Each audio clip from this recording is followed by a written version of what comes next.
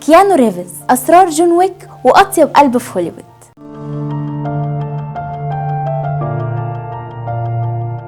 متخيل إن كيانو ريفز اللي بيقتل جيش لوحده في جون ويك هو نفس الشخص اللي بيركب المترو وبيتبرع بملايين الدولارات من غير ما حد يعرف؟ في الحلقة دي هنعرف أسرار محدش يعرفها عن كيانو وإزاي بقى رمز للطيبة في هوليوود.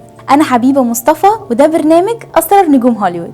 كيانو اتولد سنة 1964 في لبنان، وأبوه كان من أصول هاواي وأمه إنجليزية، وعاش طفولة صعبة بعد ما أبوه سابهم وهو صغير.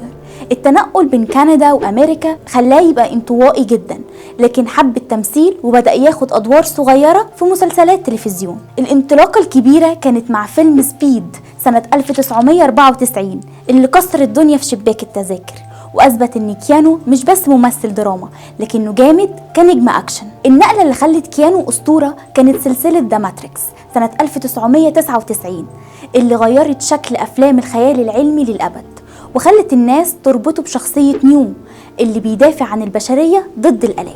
بعد ما نجمه بدأ يقل شوية، كيانو عمل مخاطرة كبيرة ووافق على بطولة سلسلة جون ويك سنة 2014 اللي تحول لواحدة من أنجح سلاسل الأكشن في التاريخ. اللي محدش يعرفه إن كيانو اتدرب لمدة 4 شهور على القتال بالمسدسات والأسلحة، ورفض إنه يستخدم أي دوبلير في معظم المشاهد، لدرجة إنه كان بيتعلم حركات جديدة مخصوص لكل فيلم. الأغرب إن أجره في أول فيلم كان 2 مليون دولار بس، لكن طلب ياخد نسبة من أرباح السلسلة، وده خلاه يكسب أكتر من 50 مليون دولار لحد دلوقتي. أسرار محدش يعرفها عن كيانو: المواصلات العامة، رغم ثروته اللي تعدت 300 مليون دولار، كيانو لسه بيركب المترو في نيويورك وتصور أكتر من مرة وهو بيقوم للسيدات والكبار في السن. تاني حاجة، الفلوس مش بتفرق معاه. كيانو اتبرع بأكتر من 70% من أرباحه في سلسلة ذا ماتريكس لمستشفيات السرطان علشان أخته كانت مريضة باللوكيميا، وفضل يتبرع من غير ما يقول لحد.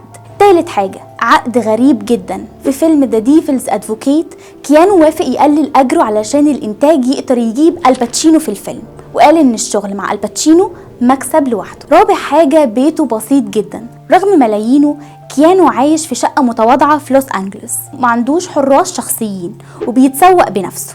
الجانب الإنساني واللي محدش يعرفه عن كيانو بقى رمز للطيبة في هوليوود بسبب مواقفه الإنسانية، زي لما وقف مع راجل عربي وساعده يغير عجل عربيته على الطريق السريع، والناس كانوا مصدومين إنه بيعمل كل ده بنفسه. وكمان بيشارك دايما في مبادرات خيرية لمساعدة الأطفال، وبيتبرع لجمعيات بتحمي الحيوانات. ومرة طلع كل أجره في فيلمه ذا ريبليسمنت ووزعه على العمال والمساعدين في الفيلم. وفي موقف تاريخي، كيانو ادى 1 مليون دولار لكل واحد من فريق المؤثرات البصرية في ذا ماتريكس، وقال لهم انتوا اللي عملتوا الفيلم ده يبقى عظيم. اشهر ادواره من نيو في ذا ماتريكس لحد جون ويك، كيانو اثبت ان هو ممثل عنده كاريزما مش بس طبيعيه، وخلانا نصدق ادواره الاكشن والخيال العلمي بطريقه تخليك عايز تشوفه في كل فيلم. وفي فيلم كونستانتين كيانو قدم دور مختلف تماما عن اي حاجه عملها، ونجح انه يعمل مزيج بين الاكشن والرعب، وده خلى ناس كتير تطالب بجزء تاني من الفيلم. ودي كانت حكايه كيانو ريفز،